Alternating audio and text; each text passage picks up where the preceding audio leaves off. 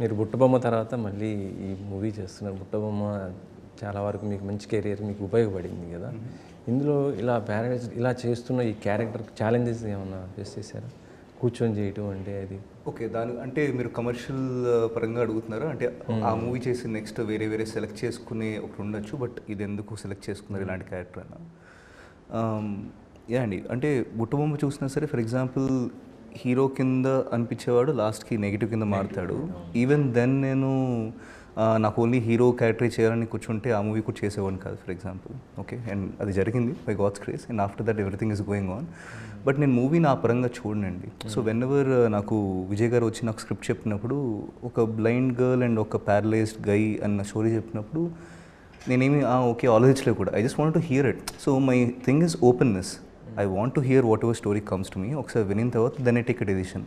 ఆ స్టోరీలో నాకు ఒక మంచి లైన్ కనిపించింది and I got connected to it and I say why not. ఇది కూడా ఒక క్యారెక్టరే కదండి. Like how heroes are there, how actors are there, even this guy is a character is a part of the movie. So why not అని నాకు అనిపించింది. అంటే message ఓరియంటెడ్గా ఏమన్నా ఇవ్వబోతున్నారా?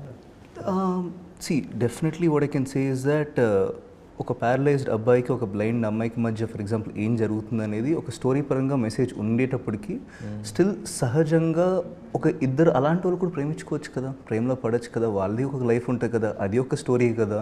మనకి చిన్న చిన్న పార్ట్స్ ఆఫ్ లైఫ్ నుంచి చిన్న చిన్న స్టోరీస్ వస్తాయి, అవి కూడా స్టోరీస్ అని నేను బిలీవ్ చేస్తాను. సో ఐ థింక్ అదే మనం అక్కడ చూపించాం. సో యా యా అచ్చా.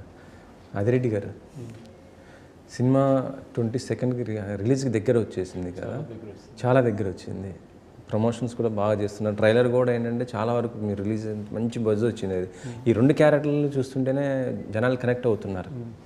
సో ఇండస్ట్రీ నుంచి మీకు ఎలాంటి ఫీడ్బ్యాక్ వచ్చింది? ఎట్లా? మంచిగా ఉందండి, అందరూ అప్రిషియేట్ చేస్తున్నారు, అందరూ కొంచెం కాల్ చేస్తున్నారు, ఫ్రెష్గా ఉంది.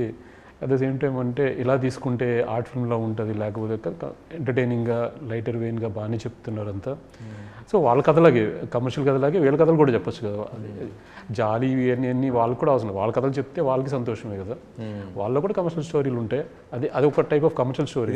రియలిస్టిక్ జరిగినటువంటి ఇన్సిడెంట్స్ ఏమన్నా కొన్ని పెట్టామని, కొన్ని రియలిస్టిక్ జరిగినవి లైట్గా కొన్ని ఇన్కార్పొరేట్ చేస్తాను.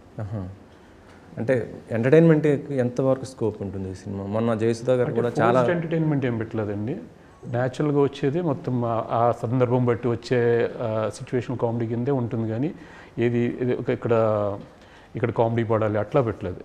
క్యారెక్టర్స్ వైజ్ ఏమన్నా వస్తే అది రన్ అవుతుంది అనమాట. వాళ్ళ క్యారెక్టరైజేషన్లో ఉంటుంది బేసికల్గా. రాజ్ క్యారెక్టర్లో ఒక షేడ్ ఉంటుంది, నెక్స్ట్ సంజన క్యారెక్టర్లో ఒక షేడ్ ఉంటుంది. ఆ షేడ్స్తో జరిగేదే కొంచెం మంచిగా వచ్చే ఆ హ్యూమర్ కానీ వచ్చేది. చాలా వరకు అమ్మాయిలు సంజన గారి క్యారెక్టర్కి కనెక్ట్ అవుతుంటారు. అది అంత అంటే బ్లైండ్ ఉండేసి కొంత డిసప్పాయింటెడ్ ఉండి బాధపడుతూ అలాంటిది. కానీ ఈ క్యారెక్టర్ చూస్తుంటే అలా చాలా పాజిటివ్ వేలో నాకు జాలి వద్దు మామూలు కదండి. తనకేంటంటే తన టాలెంట్ మీద నమ్ముతుంది, అట్లా ఉంటుంది.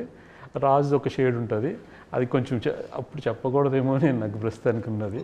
వద్దులేండి అంటే ఇస్తాడు, చూద్దామండి, అన్నీ చూద్దాము. వస్తుందని అందరూ థియేటర్లో చూడాలని. బుట్టబొమ్మలో ఇచ్చిన ఆ ట్విస్ట్ లాంటివి ఇందులో ఎక్స్పెక్ట్ చేయొచ్చు.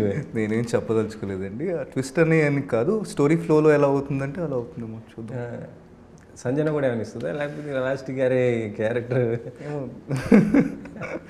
డైరెక్టర్ గారే చెప్పాలనుకుంటే. But I think go head.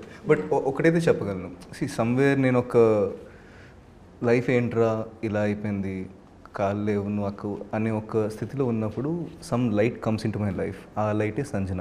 తను ఎలా నన్ను అక్కడి నుంచి బయటికి తీసుకెళ్ళిందో అదే మన స్టోరీ.